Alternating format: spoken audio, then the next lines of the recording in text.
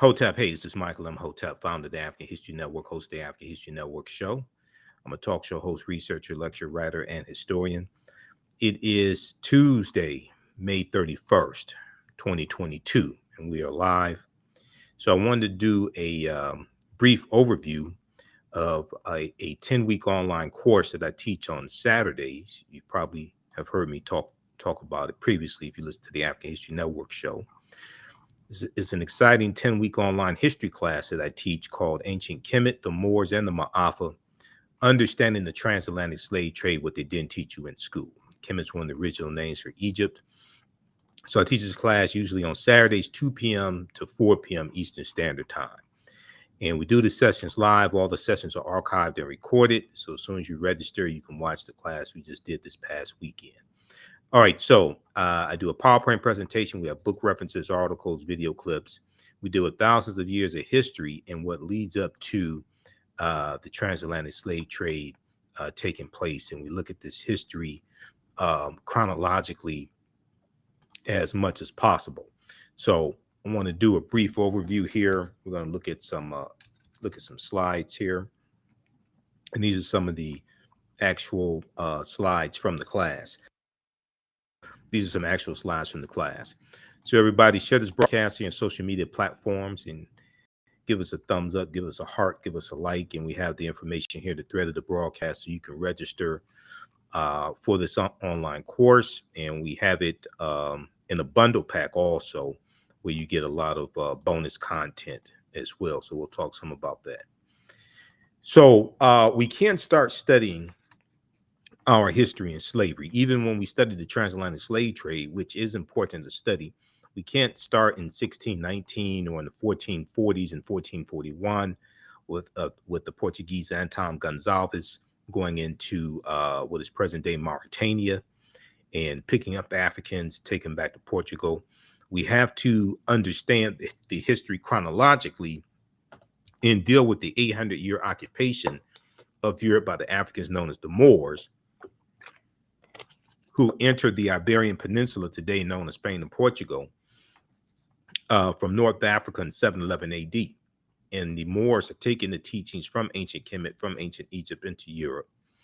From the Nile Valley region of Africa, they're taking this into Europe, and this is what is going to bring Europe out of the Dark Ages, and it's going to be to our detriment.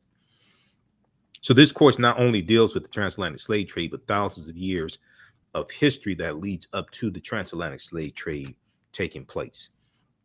August 20th, 2019 marked the 400th year anniversary of those 20 and odd Africans or 20 and odd Negroes who came into Point Comfort on August 20th, 1619 on the White Lion pirate ship, the White Lion English pirate ship, in what would later be called the colony of Virginia. So this was known as the year of return, and many African Americans were reconnecting and are reconnecting to Africa and traveling to Ghana and other West African countries. When we discuss the transatlantic slave trade, we have to first understand that African people are the original people of North, Central, and South America and have been in the land that we call the United States of America at least 51,700 years. And we look at some of the information from Dr. David Imhotep, author of the book, The First Americans Were Africans, Documented Evidence. And he's a friend of mine. I've interviewed him probably 13, 14 times or so. And his book is groundbreaking, and he stands on the shoulders of Dr. Ivy Van Sertima, who wrote the book, They Came Before Columbus, which came out originally in 1976. Okay, so some of the things we deal with in the class are the 800-year occupation of Europe by the Africans known as the Moors, shocking archaeological discoveries that are causing experts to rethink everything. We look at a number of different archaeological discoveries that have come out in the past 11 years or so. And when these discoveries come out, they're causing the scientists and archaeologists and paleontologists, et cetera, to rethink everything. And they realize that a lot of this, what's around us and a lot of these artifacts, civilizations, things like this are much older than they originally thought. So they have to keep pushing the timelines back. We look at insurance companies that took out insurance policies on slave ships and enslaved Africans on the plantations. Most recently, we see the fantastic research from the New York Times, which deals with Haiti and the history of Haiti and why Haiti is so impoverished. And it deals with Haiti having to pay a debt to the to France, $560 million. In today's dollars, $560 million, but it had the effect of Haiti losing 21 billion to about 115 billion or so over the course of the 64 years that they paid the debt. So I did a separate presentation on that, but we deal with some of that information in the classes that I teach also. This huge article here from the New York Times, The Ransom Demanding Reparations and Ending Up in Exile, deals with some of this information.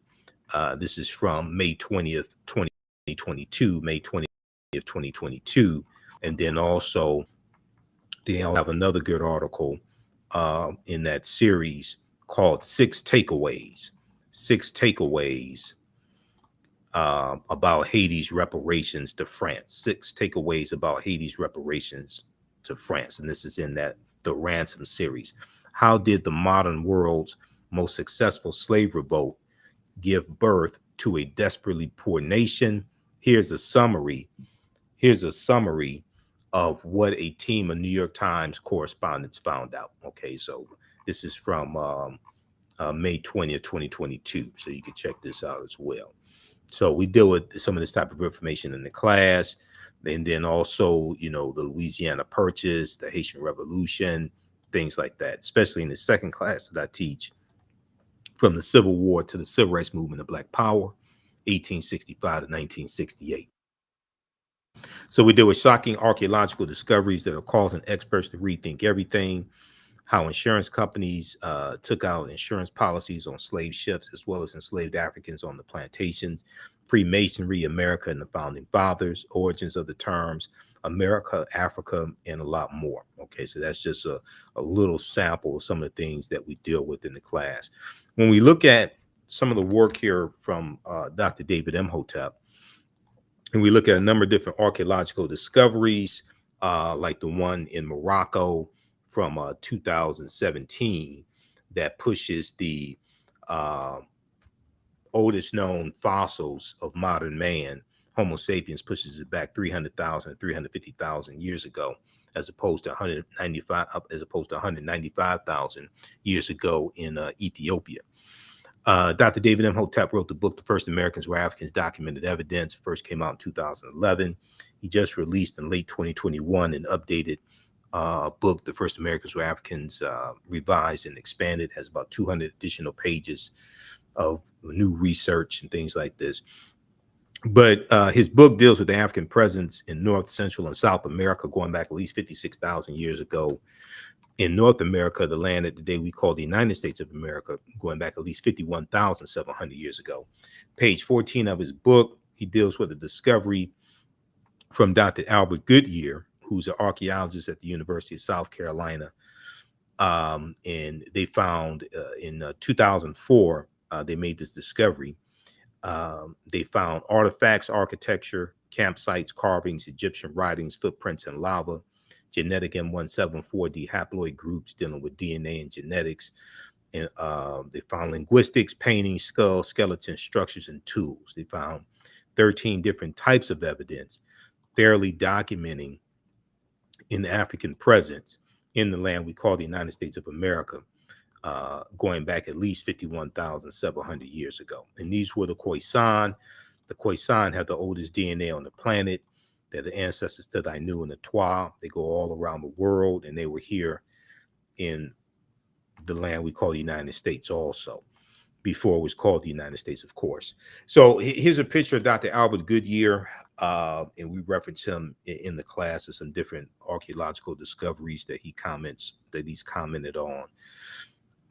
There's an article from ScienceDaily.com called New Evidence Puts Man in North America 50,000 years ago. New evidence puts man in North America 50,000 years ago. Okay. And this deals with this discovery. And what they found, now this is a summary from ScienceDaily.com. The article is still there. You can go and read it now. ScienceDaily.com is a scientific website. They have scientific discoveries, breakthroughs, archaeological discoveries, things of this nature. So here's a summary of what the article says regarding this discovery. Radiocarbon tests of carbonized plant remains were where artifacts were unearthed last May along the Savannah River in Allendale County by University of South Carolina archaeologist Dr. Albert Goodyear indicate that the sediments containing these artifacts are at least 51,000 or at least 50,000 years old, meaning that humans inhabited North America long before the last ice age. Humans inhabited North America long before the last ice age. So they're talking about the Khoisan. Okay. Now, give us a thumbs up, give us a heart, give us a like if you like this broadcast. Be sure to register for this online history class also. You can use this information with your children as well. I would say the information is PG-13. So we have how you can register right in the thread of the broadcast. As soon as you register this content, you can start watching. You can join us in class this Saturday. Next class is Saturday, June 4th, 2 p.m. to 4 p.m. Eastern Standard Time. So the Khoisan, in October 2012 genetic study published in Science magazine, which is another scientific magazine that have archaeological discoveries, things like this. In Science magazine found that the Khoisan in Southern Africa are the oldest ethnic group of modern humans, with their ancestral line originating about 100,000 years ago. The Khoisan, formerly called by the derogatory term Bushmen, are genetically unique, and no other currently known population had separated so early from our common modern human ancestor, according to the report. You may also hear them referred to derogatorily as pygmies. Okay, these are the Khoisan. That's a derogatory term. And they're the ancestors to the Ainu and the Twa. Here's some Khoisan women here.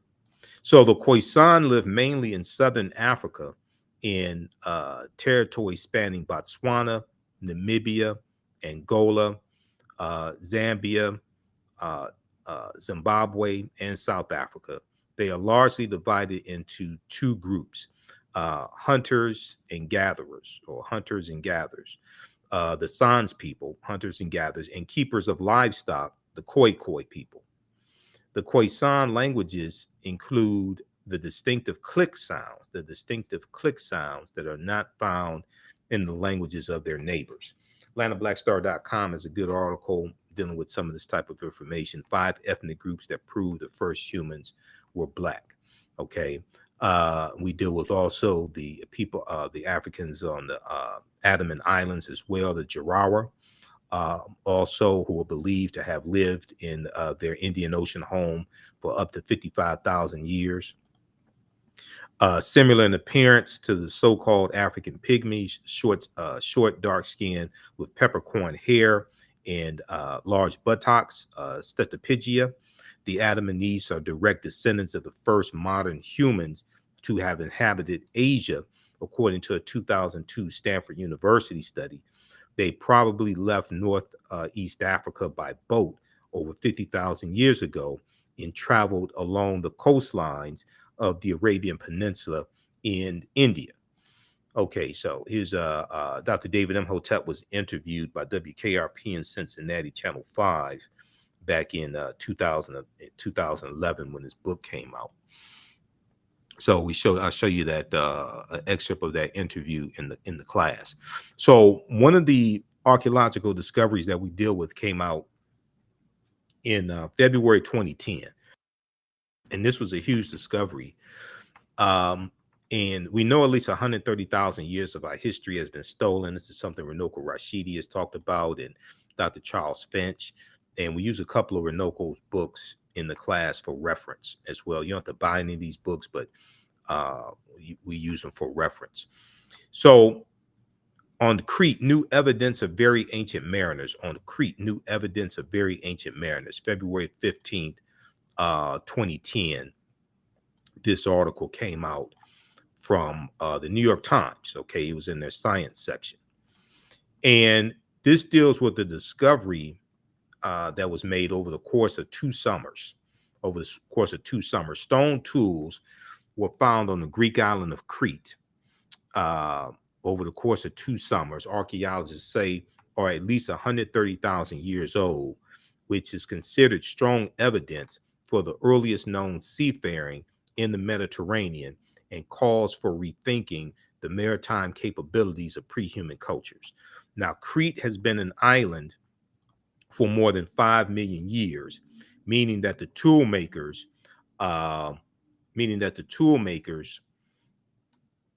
must have arrived by boat. Crete has been an island for more than 5 million years, meaning that the tool makers must have arrived by boat. So this seems to push the history of Mediterranean voyaging back more than 100,000 years, specialists in stone tool archaeology say. Previous artifact discoveries had shown people reaching Cyprus, a few other Greek islands, and possibly Sardinia no earlier than 10,000 to 12,000 years ago.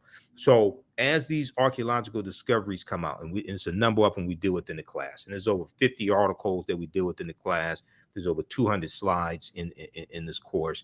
We have book references, articles, video clips.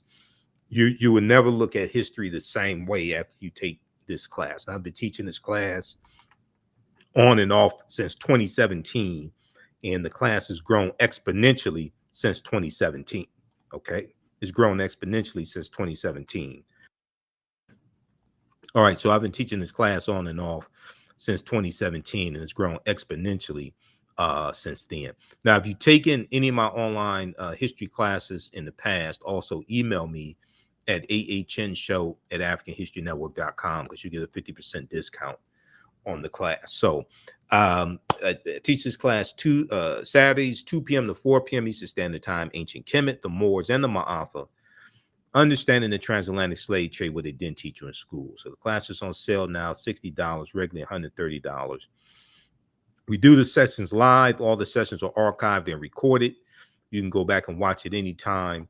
And we also have a course bundle, a special course bundle for a limited time only until June 4th. You get the 3 online classes I teach. You get 15 of my lectures as a bundle pack, 15 of my lectures in digital format that you can watch also when you log into the class. And you'll also get a DVD copy of the new documentary Heavy is the Crown in the Out of Darkness series. So we have these in stock. So it's a limited time only while we have these in stock from director Amadeus Christ. This deals with the African origins of the major world religions. This documentary featuring Professor James Small, Professor Kaba Kamene, who are 2 of my teachers, Tony Browder, and others. So for a limited time only, this offer is going to June 4th while supplies last. So we have these in stock now, and while supplies last, this is part of the bundle pack. Okay, and this bundle is on sale for $100. So you get the 2 classes. Okay, you get actually 3 classes in the bundle. You get the 3 classes. You get my bonus lectures as well in digital format, and you'll get the Heavy is the Crown documentary. And that promotion is going on till June 4th while supplies last. Once we run out, you won't get the documentary. You'll still get a discount on the bundle, but you won't get the documentary. Okay. So if you have any questions, also email us at ahnshow@africanhistorynetwork.com, ahnshow@africanhistorynetwork.com. Okay. Now the bundle that you get is a 15 lecture bundle, and it's in digital format, so you can go in and watch the videos. It's a it's this bundle pack right here that you get, the Michael Imhotep Black History Month 15 DVD bundle pack. This includes 15 of my lectures. It's $100 value. Actually, it's more than $100 value. 15 of my lectures over the past few years I've done. So you get, including my Juneteenth lecture. I have a lecture that's almost 3 hours dealing with the history of Juneteenth. You get my Black Panther lecture. So it's a ton of things that you get here. So we have all that bundled for $100. So as soon as you register, you can start watching the content right away, and you can watch from around the world. Okay, so that's for a limited time only. That's that full promotion, that full bundle expires June 4th, 2022.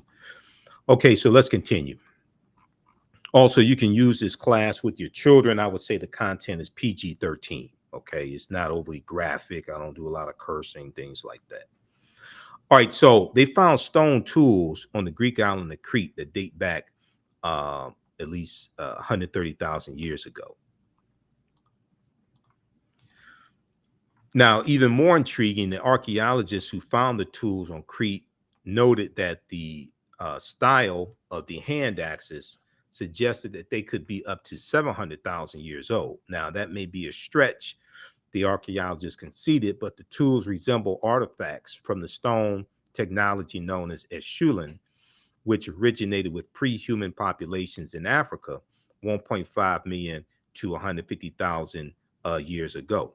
Okay, so once again, the deeper they dig, the blacker the planet gets, the more research they do, the older we get. Now, more than 2,000 stone artifacts, including the hand axes, were collected on the southwestern shore of Crete.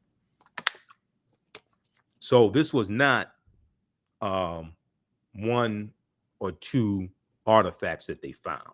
Okay, this was over the course of 2 summers, and they found more than 2,000 stone artifacts, including the hand axes. So once again, these artifacts that they found are at least 130,000 years old.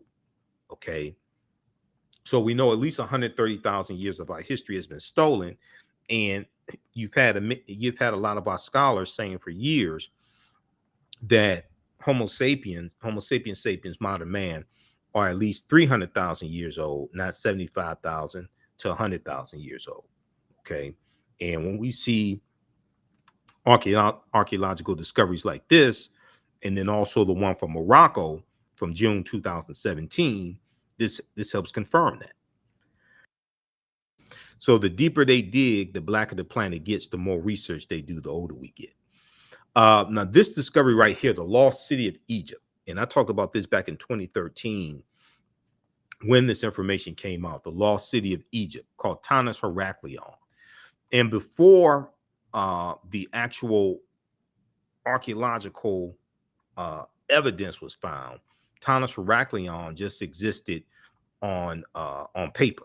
Okay, it was thought just to be like a mythological city. So there was a lot of articles written back at this time in 2013, April 2013. Yahoo News has an article they picked up from the Telegraph. The BBC has articles on this. So we look at some of these different articles in the class. Sunken Egyptian city reveals 1,200-year-old secrets. This is from April 30th, 2013 from Yahoo News. Sunken Egyptian city reveals 1,200-year-old secrets. The Telegraph reports that 150 feet beneath the surface of Egypt's Bay of Abu Qir, they found 64 ships, 16-foot tall statues, 700 anchors for like ships, 700 anchors, countless gold coins, and smaller artifacts. Archaeologist Frank Gaudillo estimates Tanis Heraklion was built around 8th century BC or BCE, before the Common Era. So here are some pictures of what they found at the bottom of the bottom of the sea. They found these 16-foot tall statues. Here's one with the legs broken off. Here's one that's probably from Offset with the horns and the sun disk. Okay. So now this other archaeological discovery right here, the lost city of Egypt, the lost city of Kemet, that was a recent archaeological discovery as well. Okay, NBC News has some information on that one. So we deal with the history of the Moors with some of the history of the Moors as well, and the 800-year occupation of Europe by the Africans known as the Moors. And we deal with Freemasonry, the layout of how the layout of Washington, D.C. is a copy of ancient Kemet, how this land was called Egypt of the West by the founding fathers. And we look at the relationship between Freemasonry and ancient Kemet. And you're dealing with the watered down teachings from ancient Egypt, from the coming out of the lodges, coming from the mystery system, that are incorporated into Freemasonry. And here we see the Tekken, which the Greeks called an obelisk. And we know there are approximately 1,200 Tekkenu for plural, in ancient Kemet. And this is a symbol of resurrection coming from the mythology of Asar, Aset, and Heru, who the Greeks called Osiris, Isis, and Horus. And the Washington Monument is a Tekken also. Okay, the Washington Monument, we know George Washington was a Freemason. The Washington Monument is a Tekken, it's 555 feet tall. There was a good article that from face-to-faceafrica.com that deals with the Tekkens and the Tekkenu in London and New York City and Paris, France, because these Tekkenu or Tekkens were taken throughout the world. Ancient Egyptians, ancient Kemetic people call obelisk Tekkenu, and they were also used to tell time in the past. Their pinnacles were basically covered in gold to reflect the sunlight. Historians say obelisks represented immortality and eternity. When you go to graveyards, you'll see those stone structures. You'll see obelisks in graveyards also. Historians say the obelisk represented immortality and eternity, and their long structure helped connect the heavens and the earth. Their long structure helped connect the heavens and the earth. Currently, Cleopatra's Needle is the name given to 3 ancient Egyptian obelisks, or Tekkenu, one in New York City, one in London, and one in Paris, France. However, they do not all come from one Egyptian site. The obelisks in New York and London are carved out of red granite from the quarries of Aswan, a major source of stone for Egyptian antiquities. The 2 obelisks were commissioned by Nesubiti or Pharaoh Thutmose III for the Temple of the Sun in Heliopolis, near modern-day Cairo, with each weighing about 224 tons and 68 feet tall. So face-to-faceafrica.com is a good article from March 17th, 2022, and we've posted it on our Facebook fan page, The African History Network. So if you don't follow us there, be sure to follow us there on Facebook, turn on live notifications so you know when we go live also. Cleopatra's Needle, how 3 ancient Egyptian obelisks ended up in New York City, London, and Paris. So we see our history is all around us. This is why we have to become history detectives to decode this history. Our history is all around us. The layout of Washington, D.C. is a copy of the layout of ancient Kemet, ancient Egypt. We know in Meridian Park there's a Ankh. There's a waterfall in the shape of an Ankh, the African symbol of eternal life. So our history is all around us. We have to become history detectives to be able to decode these symbols. And there's actually a symbol encyclopedia or symbol dictionary that I use. And let me see if I can grab it right here. This one right here. So I'll reference this sometimes in the class. Signs and Symbols, an illustrated guide to their origins and meanings. Signs and Symbols, an illustrated guide to their origins and meanings. Okay, so this is a symbols encyclopedia or symbols dictionary. And when you look at it, as soon as you open it, okay, the first page, you see ancient Africa. You see ancient Kemet. This is Heru in the form of a falcon, who was born on December 25th to the Virgin Aset, okay, who the Greeks call Isis. Signs and Symbols, and we see different symbols from the metal netter here.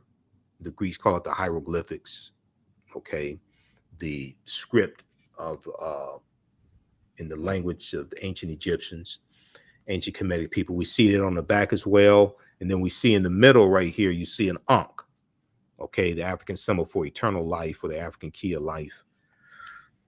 And it says, decode the secrets and uncover the origins and meanings of over 2,000 signs and symbols from ancient hieroglyphs to modern day logos. It says that right on the back.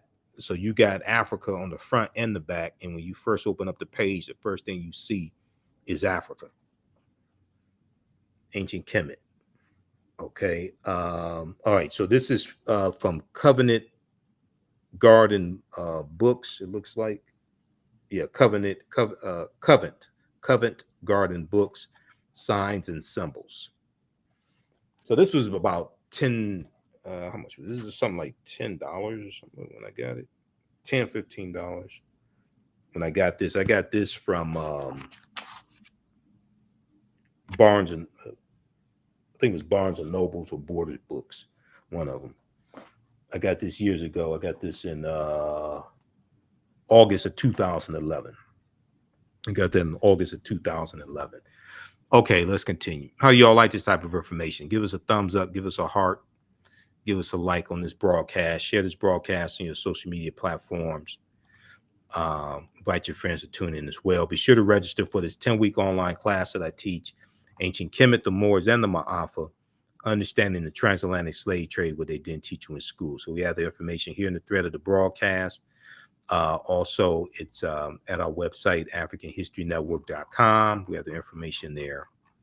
And if you have any questions, you can also email me at ahnshow@AfricanHistoryNetwork.com. Okay, but we have the information right on the homepage of our website, and it's in the thread of this broadcast as well. And you can inbox us here on Facebook or YouTube if you have any questions. Okay, let's continue. So here is a famous statue of Asar, Aset, and Heru, who the Greeks called Osiris, Isis, and Horus. And they're known as the First Holy Trinity. The First Holy Trinity. And the Tekken comes from the story of Asar being cut up into 14 pieces by his brother Set, and Aset, his wife, recovers 13 of the pieces. The 14th piece is missing, the phallus. So she erects the Tekken, which is a symbol of the phallus that's missing, but it's a symbol of resurrection. So there were approximately 1,200 Tekkenu built in ancient Kemet, but only about a dozen are found in Egypt today. Okay, somewhere between, some sources will say less than 12. Some sources will say about 7 or so, somewhere between 7 to 12. Many of the Tekkenu removed from Egypt are now in Istanbul, Turkey, London, England, Paris, France, Berlin, Germany, New York, New York City, Rome, Italy, Vatican City, and elsewhere throughout the world. So people will see these and not know that it's from Africa, either physically taken from Africa or that symbol originally comes from Africa. And they're just associated with wherever it is. Okay, they're just associated with wherever it is. Yeah, they're stolen, but they won't associate with the Nile Valley region of Africa. They won't associate it with African people. So the Tekkenu are now called obelisks by their new owners, and few know their origin or that they symbolize the resurrection of the African king Asar. So if you read Egypt on the Potomac by Tony Browder, and that's one of the books we reference in the class. So you don't have to buy any of these books to be able to follow along in class. But if you want to have them for your library, you can do that. These are good books to use with your children also. So here's Egypt on the Potomac by Tony Browder. It's a fantastic book. It's 72 pages. But this book will blow you away. Okay, Egypt on the Potomac. So check out page 17 of Egypt on the Potomac. All right, now Freemasonry. The word Mason is derived from the Latin words mass and sun. Mason means child of light and expresses the desire to pursue light, which is a metaphor for the sun, which symbolizes knowledge. The term child of light or sons and daughters of light was first used to identify students who had completed 42 years of study in the temples of ancient Kemet, okay, who had completed 42 years of study in the temples of ancient Kemet. Many Masonic temples were modeled after the temples of ancient Kemet, places where light or knowledge was imparted in a series of steps or degrees. So, the concept of the liberal arts colleges, the concept of going to college and getting your credentials in a series of degrees, associate's degree, bachelor's degree, master's degree, philosophy degree, PhD, what have you, that comes out of ancient Kemet. That comes from the Nile Valley region of Africa. When you read Stolen Legacy by George G.M. James, here's a copy of it right here. When you read Stolen Legacy by George G.M. James, Greek philosophy is stolen Egyptian philosophy. Okay, this is an old copy that I got December 8th, 1993, when I was in college. Okay, so he talks about how the 7 liberal arts, the arithmetic, the logic, the rhetoric, things like this, the trivium and the quadrivium. And he also talks about how the Moors were the custodians of the ancient Egyptian mystery system as well. And they're going to take these teachings into Europe. So in ancient times, we know that, and even today, we know that light is associated with knowledge. Light is associated with knowledge. And the African Moors are taking the light, the knowledge from ancient Kemet, from ancient Africa. They're taking it into Europe during the Dark Ages. So the western portion of the Roman Empire is crushed by the Vandals and the Visigoths in 476 AD. And Europe is cast into this period of hundreds of years of ignorance and civil wars and things like this, known as the Dark Ages. When you watch cartoons, okay, if you watch cartoons, you'll see a cartoon character gets an idea. It may be Doc McStuffins or Tom and Jerry or Woody Woodpecker or whatever it is, Dora the Explorer or Paw Patrol. But the cartoon character gets an idea and you'll see a light bulb go off over their head. Light associated with knowledge. Okay.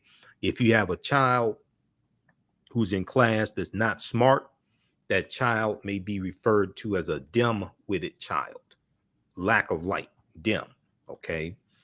So the term child of light or sons and daughters of light was first used to identify students who had completed 42 years of study in the temples of ancient Kemet. So check out pages 18 and 32 of Egypt on the Potomac by Tony Browder. Fantastic book. Now, Masonic temples are considered houses of light or temples of learning. They were also referred to as the Per Ankh, house of life. The term Mason, child of light, is a direct reference to the highest degree of the Kemetic education system. The 33 degrees of instruction within Masonry represent a fraction of the 360 degrees of instruction that comprise the ancient Kemetic system of education.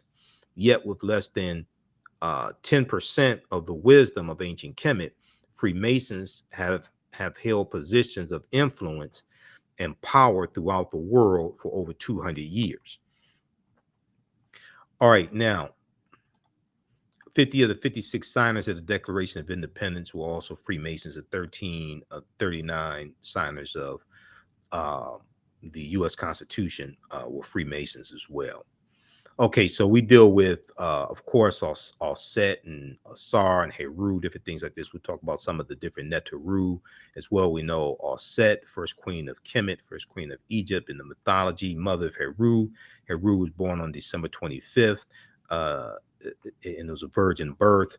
And we know from Set, we get the Set and Heru, we get the Black Madonna and child that was worshipped all throughout Europe, even before the Moors go in 711 AD. Europeans are worshiping African people. And then from the Black Madonna and Child, we get the decolorized version. We get the white Mary and Jesus. And as we see, as you have a rise, as European nations are starting to conquer other people's land, extract the mineral wealth out of that land, enslave people, and build Europe back up, because Europe was devastated by the bubonic plague, the Black Death, that hits in 1347 to 1400. Europe loses 1/4 to 1/3 of their population. Europe, as Dr. John Henry Clark said, Europe was land poor, people poor, and resource poor. Europe is trying to rebuild itself. They're dealing with civil wars and things like this, and famine, etc. As Europe starts to rebuild itself and become powerful, you start seeing a rise, and they're coming out of the Dark Ages, going to the early 1400s, going into the 1500s. You start seeing a rise in the European phenotype. As you start seeing a rise in European powers, you start seeing a rise in the European phenotype, and traditional African images get reinterpreted as European. Okay. So you see Michelangelo paint the Sistine Chapel and use his aunt and uncle as the model for Adam and Eve, and he paints God as being European, and paints the angels as European, things like this. This book right here by Runoko Rashidi, this is one that we use in the class. Okay, so how's everybody doing? How you all like this type of information? Give us a thumbs up, give us a heart, post here, let us know if you like this type of information, if you want to learn more. This book right here, Black Star, the African Presence in Early Europe. Runoko Rashidi, he was a brilliant historian, archaeologist. I knew Runoko. He's a friend of mine. I interviewed Runoko. I think it's about 6 times I interviewed him. I interviewed him back in 2014 when I think I interviewed him when his book came out. So I got this book November 4th, 2011. And I interviewed him somewhere around that time about this book, Black Star, the African Presence in Early Europe, by Runoko Rashidi, prefaced by Robin Walker, forward by Dr. Charles Finch. Robin Walker is another brilliant historian, so is Dr. Charles Finch. But Runoko was a world traveler, so he traveled to over 125 islands and countries and islands around the world. He had a personal library of photographs that he took. There's about probably 35,000, 40,000 photographs, something like that. But in here, he has photographs that he took all around the world, documenting the African presence throughout Europe. Okay. And you see page 90 and 91, you see pictures of the Black Madonna and Child. You see it in Switzerland. Okay. You see it in Saskatchewan, Poland. Okay. Paintings and statues of the Black Madonna and Child. You see it, this one here, this is a famous one, Black Virgin and Child statue in St. John's Church, Luxembourg City, Luxembourg, right here. You see it, the Black Virgin of Madrid, Spain. This is in Spain where the Moors go in.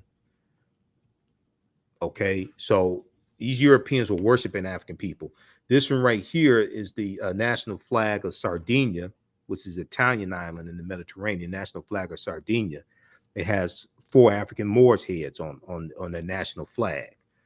This right here is the coat of arms of Pope Benedict XVI with the head of a Moorish king on it. Because a lot of these Europeans also had Moorish ancestry as well. Okay, because the Moors were intermixing into the population, into the European population. So you're going to have a lot of Europeans that have some type of Moorish ancestry also, and they would have it in their coat of arms. They would have the name of a Moor, a Moor's head, something that signified some type of Moorish ancestry. Moorish nobles in Spain playing chess with a black servant and a white servant from the chess book of Alfonso the Wise. This right here. Okay, Moors playing chess. So this is a deep book. Now this one right here, page 89. Okay, Our Lady of Pilar, Gothic Cathedral. This is in France. Black Madonna and Child. Okay, then you have the Black Virgin of Paris, Black Madonna and Child also. And then this one here, this is in Spain as well, Montserrat, Spain. This statue also, Black Madonna and Child. They were basically worshiping African people. And then, but what's crazy is that they were worshiping, Europeans were worshiping the Black Madonna and Child. But then today, you still have some African Americans that worship a white Mary and Jesus, or believes Jesus is white, or God is white, or something. It's just backwards. It's just totally backwards. Okay, let's continue. So, and I remember in the 1970s, late 1970s, when the Shazam and ISIS hour used to come on Saturday mornings. It was like 11 p.m. Eastern Standard Time, Saturday mornings. The Shazam and ISIS hour is a live action TV show on CBS. And I used to watch it when I was a kid. And they showed us this white woman named Isis. And she could fly through the air. She had these magical powers. She was super smart, things like this. And they said that she got her powers from ancient Egypt. But they didn't tell us that Isis was an African woman. They showed us this white woman here, and they didn't tell us this was a copy from Osset, okay, who comes out of ancient Africa. They didn't even tell us, you know, in the show. I don't even remember them saying that the ancient Egyptians were African people, were black African people, not brown skinned Caucasians, but like black African people. So this is why I say, will the real ISIS please stand up? This is more of the theft, the cultural appropriation. Okay, so we deal with different Neteru as well to better understand this also. Here we have Heramakhet, Heru on the horizon, who the Greeks call the Sphinx, what the Greeks call the Sphinx. When we look at patron saints, and a lot of your early African saints, a lot of your early Christian saints are going to be Africans. But when we look at patron saints take the place of the Neteru. The Neteru are dealing with the different forces of nature, the different manifestations of that one creative principle of the supreme force. Many of them are helpers of Amun-Ra, helpers of God, helpers of the supreme being.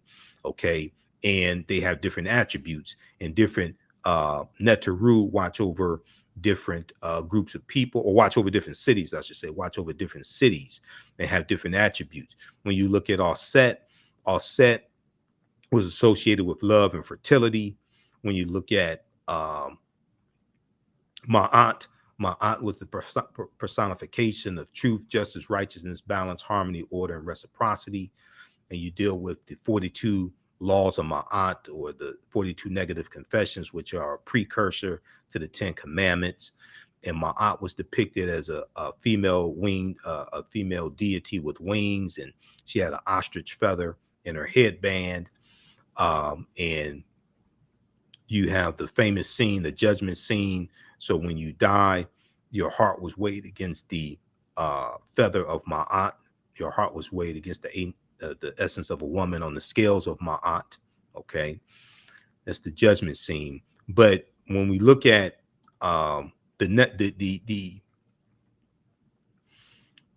saints are going to replace the Neteru, because the saints have different attributes as well. You have what are called patron saints, and patron saints watch over different groups of people. So when we look at Saint Nicholas, who is the saint that the secular character of Santa Claus comes from, Santa Claus, well,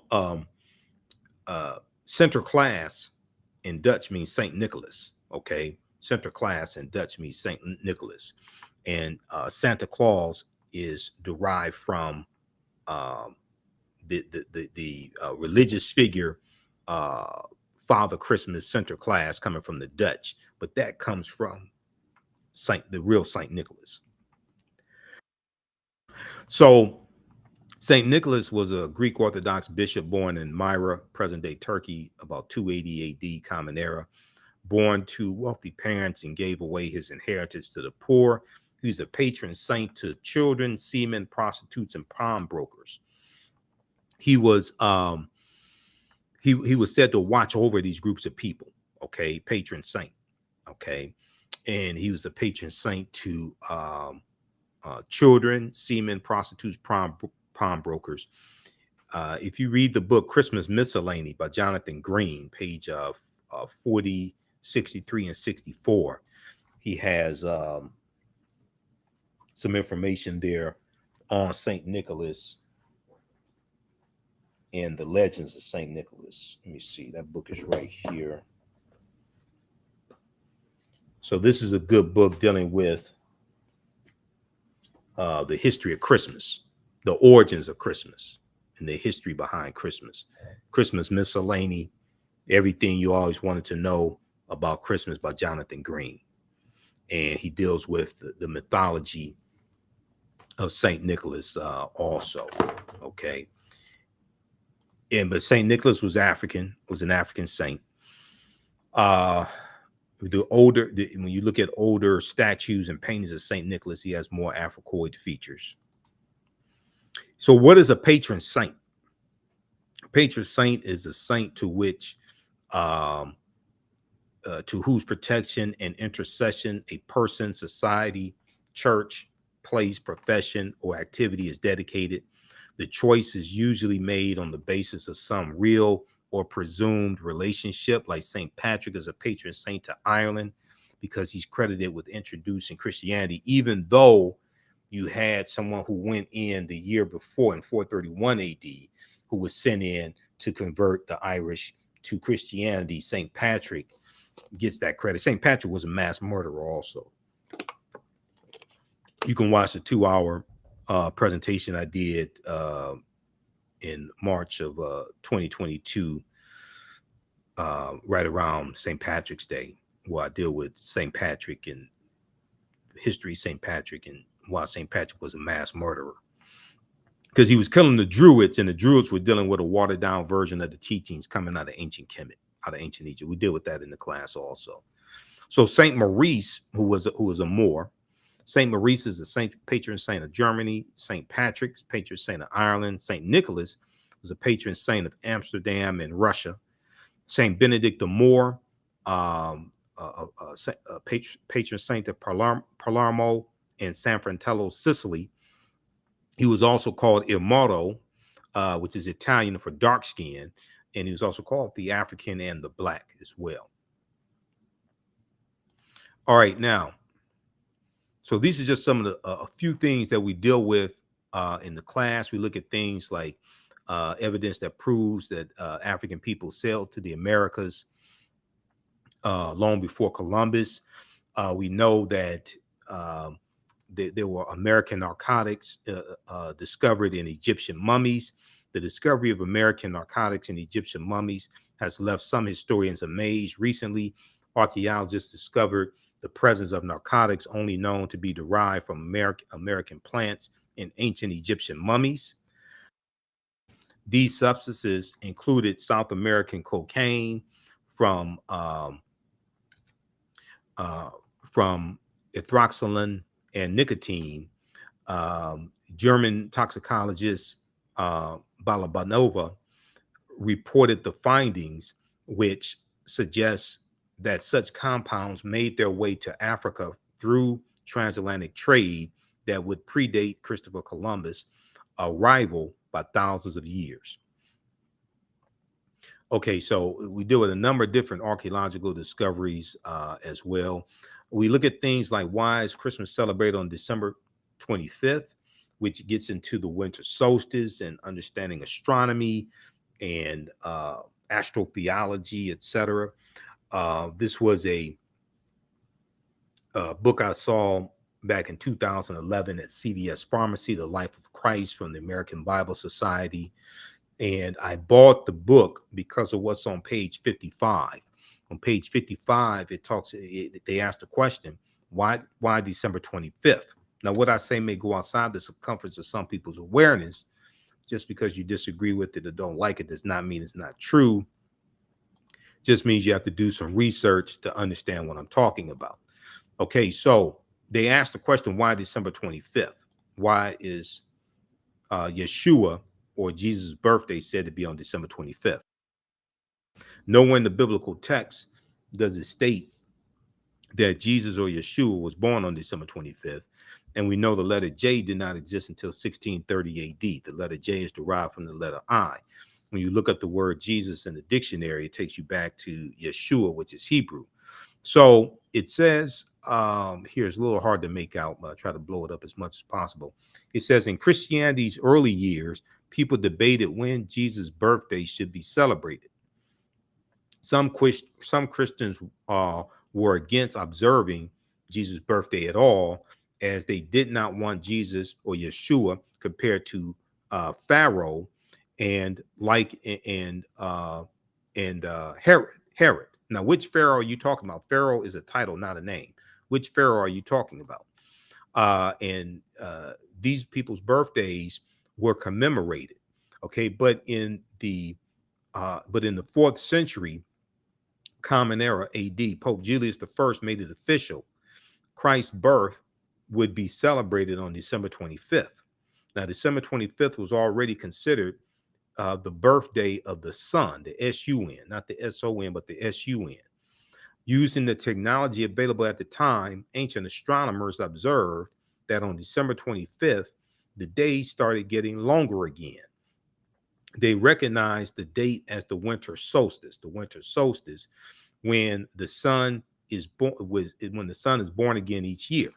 So the sun goes throughout the 12 constellations on its annual voyage.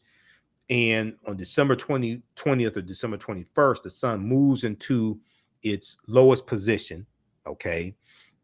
It moves to its lowest position, and it's in Capricorn. Okay. The constellation of Capricorn. Then on from December 22nd, 23rd, 24th, it appears that the sun does not move.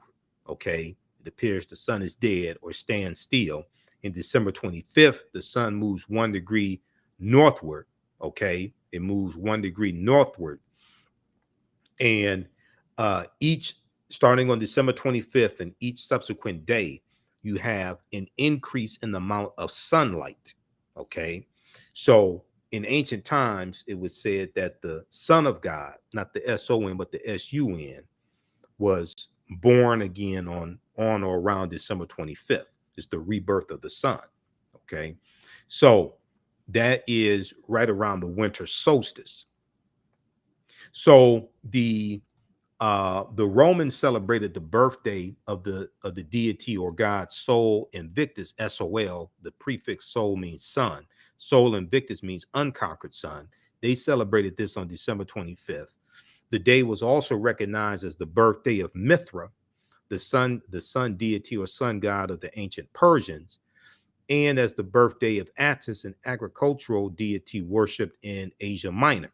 By choosing December 25th, the church avoided upsetting the masses. By choosing December 25th, the church avoided upsetting the masses. No one wanted their festivals canceled, so the church simply combined this new Christian holiday with pagan traditions. The church just simply combined this new holiday with pagan traditions. And you're going to see this especially as the Romans are conquering other people's land, you're going to see them incorporating traditions from the people that they're conquering, incorporating this into their own traditions and incorporating this into Christianity also. We look at pre-Christian origins of Christmas and ancient holidays. Yule.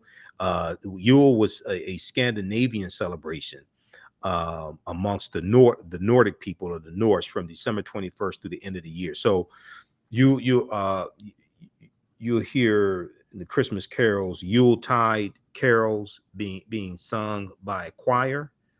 Okay, what is Yule? Y-U-L-E. That was celebrated in Scandinavia. That was celebrated by Europeans in Scandinavia. Yule, and you learn about festivals of Odin, German festival of the pagan god Odin, who was known as the king of the gods, father of Thor. Okay, Thor and Loki. Midwinter holiday, the festival of Saturnalia, which is a Roman festival in honor of the Roman agricultural deity Saturn. Okay, celebrated December 17th through December 25th.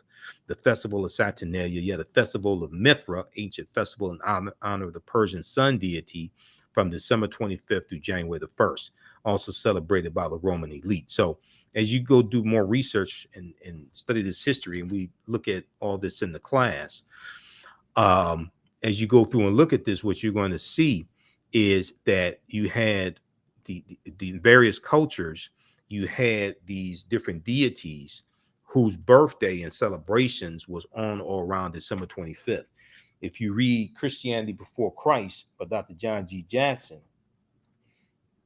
he breaks this down in the book, and this deals with astronomy and all this, the winter solstice, everything. Christianity Before Christ by Dr. John G. Jackson. This is an old copy I got back in 1994. But this is another book that we use in the class as well. Okay. I got this December 31st, 1994. Okay, how y'all like this type of information? Give us a thumbs up, give us a heart, give us a like. You can register for this class right now. Ancient Kemet, the Moors, and the Maafa, understanding the transatlantic slave trade, what they didn't teach you in school. The class is discounted. So it's on sale right now, $60 for very limited time only. It's regularly $130, so it's over 50% off. We do the sessions live. All the sessions are archived and recorded. You can go back and watch this class anytime, even after the course is over with, a year from now, 2 years from now. You'll still have full access. You can go back and watch the class. I do a PowerPoint presentation. We have book references, articles, video clips, etc. We have the information here in the thread of the broadcast. It's also at our website, AfricanHistoryNetwork.com, AfricanHistoryNetwork.com. We have a course bundle where you get all three of my classes, and you get some bonus lectures from me also in digital format. We have a course bundle on sale for $100. The sale is going on to June 4th, 2022, limited time only. So you'll get this class, and you'll also get my Sunday class, which is from the Civil War to the Civil Rights Movement and Black Power, 1865 to 1968. So we look at history starting in 1803 with the Louisiana Purchase and the Haitian Revolution, and we look at history chronologically. We look and see what leads up to the Civil War taking place 1861, 1865, Reconstruction era 1865, 1877, Jim Crow era, Great Migration 1915, 1970, World War I, 1914, 1918, World War II, 1939, 1945, Civil Rights Movement, Black Power movement. So we look at history chronologically to see what happened to us after slavery ended, and what were the laws and policies put in place to put us in the predicament we're in today, to understand how we got here, to better understand where we need to go from here. Okay, so that's the class I teach on Sundays. Same format, PowerPoint presentation, book references, articles. You can register for that separately or in the bundle. The bundle is $100, and you can watch from around the world. We do the sessions live. All the sessions are archived and recorded. So as soon as you register this archive content, you can start watching. You can join us in class live Saturday and Sunday for these classes as well. If you've taken any of my online classes in the past, I've been teaching Understanding the Transatlantic Slave Trade going back to 2017. And the second one, from the Civil War to the Civil Rights Movement, I put that curriculum together, and I started teaching that in late 2021. If you've taken any of my online classes in the past, email me at ahnshow@AfricanHistoryNetwork.com. You'll get a 50% discount. Email me at ahnshow@AfricanHistoryNetwork.com. You get a 50% discount. Also, if you want to pay for the class through Cash App, we can do it through Cash App as well. Just email me and we'll set that up through Cash App. Now with the bundle, you also get the bonus of 15 of my lectures. We have they'll be in digital format, but it's this bundle pack bundle pack that you get from me, 15 of my lectures, that's a bonus. Okay, that's $100 value. So when you log in, you'll be able to watch these lectures also. And some of the lectures that are included, you can order this bundle separately on DVD if you want to, but you'll get this included in digital format in the class. Some of the lectures that you get, these are all lectures I've done. I have like 45 of my lectures on DVD. You'll get my lecture, 3-hour lecture dealing with the film Black Panther analysis, African culture, history, and Afrofuturism. We also talk about the film Black Panther in the class, but this deals with how the film Black Panther relates to African history, culture, language, spiritual systems. The language in the film Black Panther is isiXhosa, which is a Bantu language. It's spoken in Southern Africa. It's a real African language. Okay, so you'll get that. You'll get this one here dealing with the origins of Black History Month, and Dr. Carter G. Woodson, Breaking the Chains, why we celebrate African American History Month. So we deal with a lot of history there. You'll get this one here. The distortion of the legacy of Dr. Martin Luther King Jr., the revolutionary, will not be televised on the television. So I deal with the revolutionary Dr. King. I also have one on Malcolm X. Malcolm X, 50 years later, why is he still relevant? You get this one here, 13 Forms of Wealth, and Redistributing the Pain, Keys to Economic Empowerment and Entrepreneurship for African Americans, because I taught entrepreneurship for 7 years. You get this double lecture I did with Dr. David Imhotep. We did this lecture here in Detroit back in 2013. The first Americans were Africans, documented evidence. He dealt with that topic, and I dealt with great African women in history, the mothers of civilization. You'll get this one here also, Redistributing the Pain, how African Americans historically fought back with economic boycott. So this is a 4-hour presentation that I did that documents different types of economic boycotts and different types of economic withdrawal strategies that we've had. You get Ancient Kemet, the Winter Solstice, and the History of Christmas. This is a 3-hour presentation. I deal with the pre-Christian origins of the celebration of Christmas. It deals with a lot of history. So those are just a few of the presentations in the bundle pack that you'll get as a bonus in digital format. Also, this lecture here, African American resistance in the era of Donald Trump, voter suppression, reparations, and how elections have consequences. And this information here, people knew this prior to the 2016 election, Donald Trump would have lost. So I deal with how the election of Donald Trump was a backlash to 2 terms of President Barack Obama and the Black Lives Matter movement, how Donald Trump was a throwback to Richard Nixon. And Richard Nixon, when he won in 1968, he won on the platform of law and order. And Richard Nixon was a backlash to the civil rights movement and the Black Power movement. He was a backlash to the rebellions taking place throughout the country, things like this. Okay, so we deal with that. We deal with the voter suppression that was taking place also in 2016 presidential election as well. Okay, so those are just some of the lectures that you get. And then also you get the in the bundle until June 4th, limited time only, you also get the Heavy is the Crown documentary, which deals with the African origins of the 3 major religions. And it has Professor James Small and Professor Kaba Kamene, 2 of my teachers, and Tony Browder in that documentary as well. So you get that as a bonus. That's for a limited time only to June 4th. Okay, so we deal with all this, and we deal with like the film Black Panther. We know that the Neter Bast, who we see in the film Black Panther, we know that Bast comes from Bastet, who was an ancient Kemetic deity who was worshipped in the form of a cat, a form of a lioness, and later a cat. She was a deity or Neter of warfare in Lower Egypt, Lower Kemet, worshipped as early as the 2nd dynasty, around 2890 BCE. So, and then we deal with, like the film Black Panther and the word Wakanda and what Wakanda means, because Wakanda comes from Omaha Ponca and Sioux Indian languages. It means possesses secret powers. Wakanda is a real word. There's also a Bantu word as well. It's in Kikongo.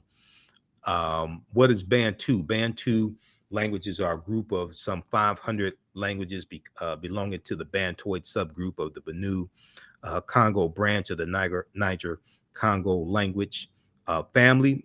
The Bantu languages are spoken in a very large area, including most of Africa from southern Cameroon eastward to Kenya and southward to the southernmost tip of the continent. 12 Bantu languages are spoken by more than 5 million people, including Rundi, Rwanda, Shona, Isikosa or Kosa, and Zulu. Swahili or Kiswahili, which is spoken by 5 million people as a mother tongue and some 30 million as a second language, is a Bantu lingua franca, important in both commerce and literature. Britannica.com has some good information on Bantu. The other sources you can look at as well. Okay, but we know Bantu is the language spoken in the film Black Panther. So we look at different ancient civilizations like Carthage, and we look at the Punic Wars and Hannibal Barca as well in the Battle of Cannae in 216 BC. Hannibal defeating the Romans. So we go through and look at this history chronologically. We look at the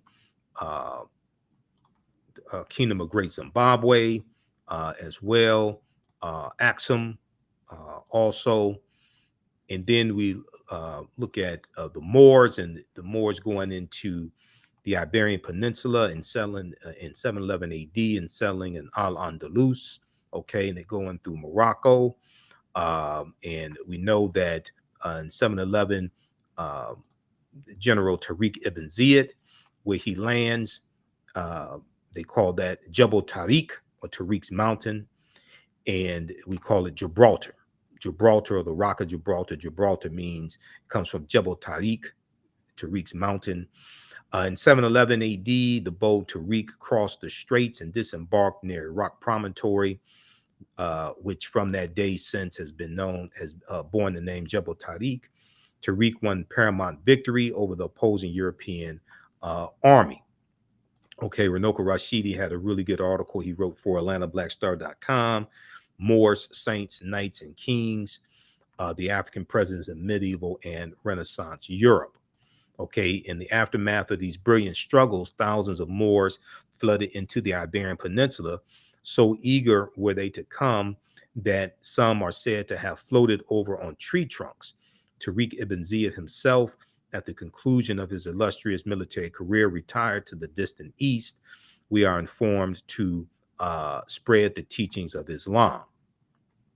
Okay, there's really no need to speculate on the ethnicity of these early invaders of the conquest period. Primary Christian sources relating to the conquest, particularly the Primera Chronica, General of Alfonso X, make the following observation regarding the Moors.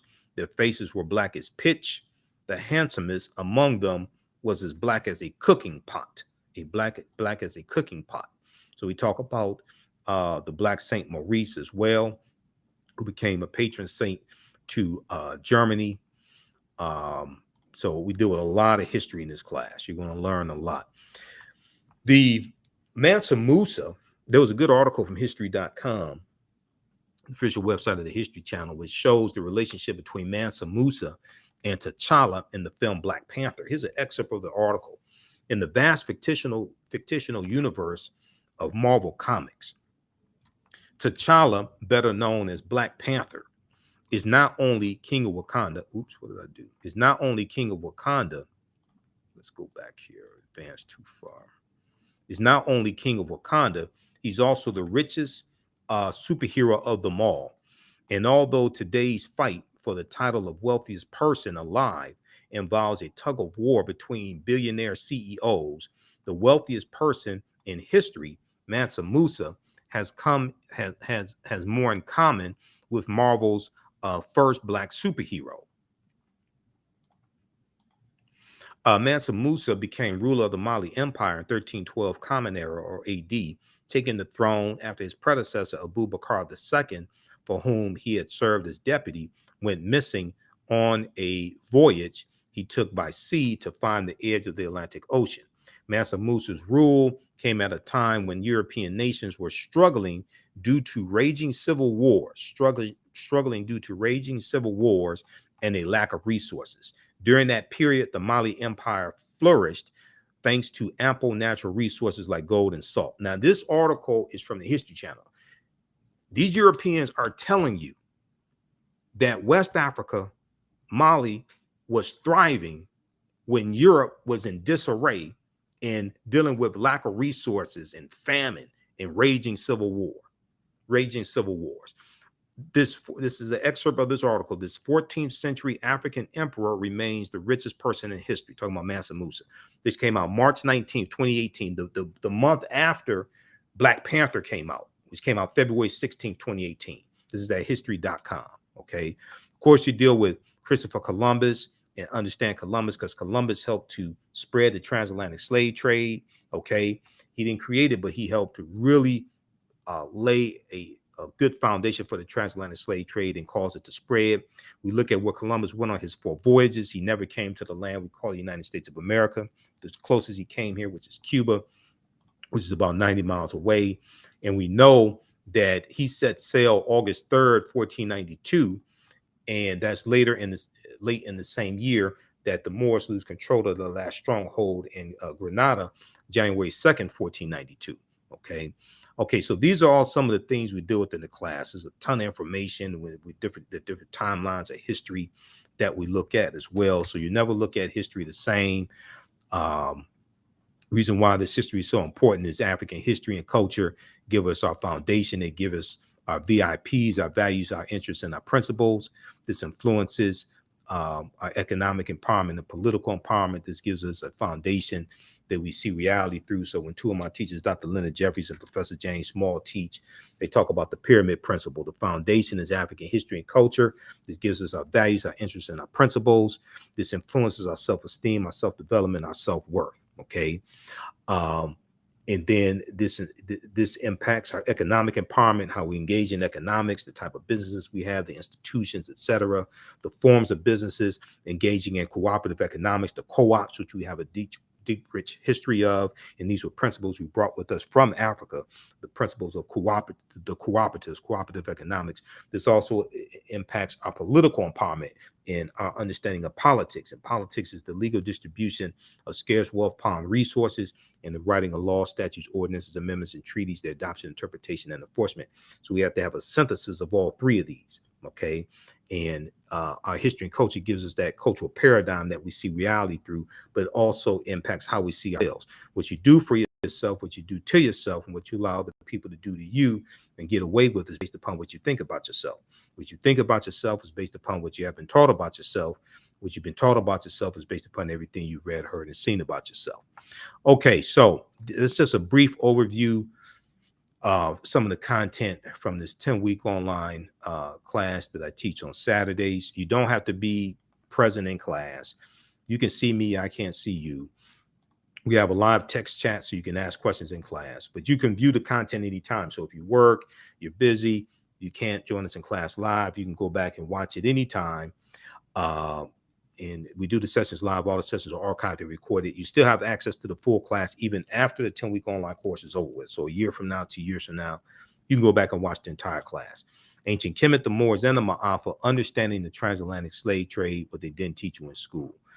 So we have the information is at our website, AfricanHistoryNetwork.com. We also have the link here in the thread of the broadcast. And you can use this information with your children. Also, I would say the content is PG-13. We also have a bundle pack where you can, the course bundle is discounted. It's on sale $100. It's a $385 value. You also get 15 bonus lectures from me that you can watch. They're in digital format also. And we have this promotion going on to June 4th.